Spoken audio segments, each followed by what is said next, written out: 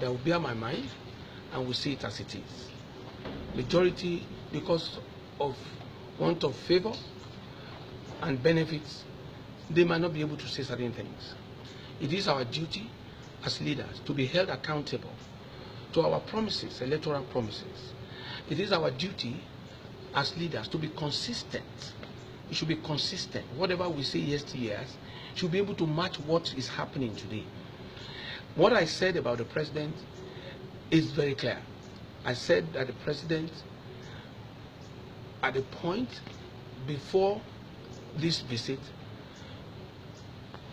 was incapacitated and has been on a life support. I stand by it. I have no regret for that statement. You recall that I said the president, handlers of the president, should produce evidence to the contrary within 48 hours. Barely after 4 weeks, they said they went to visit the president. Thank God the president is getting better. But there's no denial. There's no denying that what I said at the time was the truth.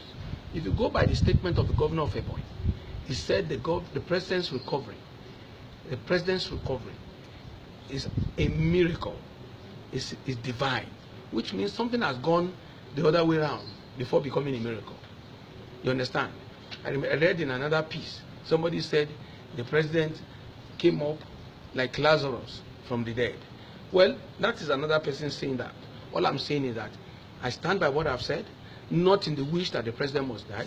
But don't forget, more importantly, the president owes it to us all to declare his state of health.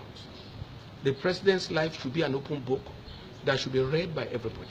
That when you look at it, Senator McKay, he said, I have brain tumor.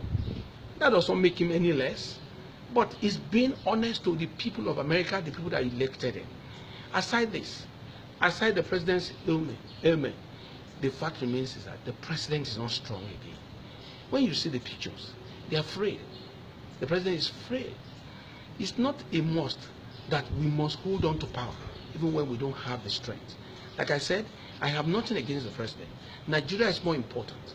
Nigeria is a country that needs help at this time. Nigeria is a country that needs all hands on to be able to get a better tomorrow, to have our economy fixed, to have things change in our favor. As it is, the president can equally come back and go home to rest. He needs all the rest. As it is now, the president has spent more time abroad, outside the country, than on his table, on his seat, in the villa. It's not okay.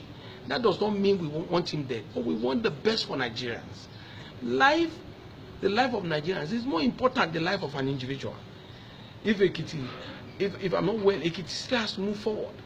You understand? So, my advice is that the president should get well. We're praying for him, but he should have, he has to take this position, he has to take a decision, whether to tag on, whether to be a visiting president, whether to be a president in diaspora, whether to be a president that is taking care of Nigerians in the UK.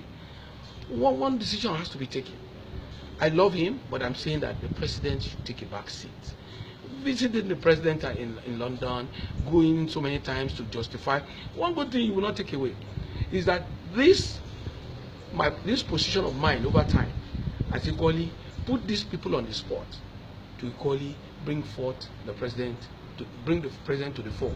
Otherwise, we were hearing nothing about the president since he left.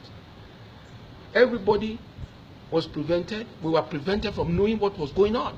So it was because of a few things that I said. They want to do damage control. They want to at least do something to make sure that they defend or they showcase the president.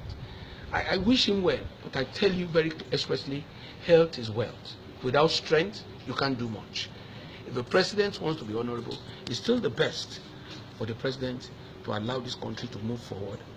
Because if you say the president, we should wait for when the doctor will ask him to come home. So if the president will be coming home a day to the expiration of his tenure, we should still wait. Then we will keep waiting.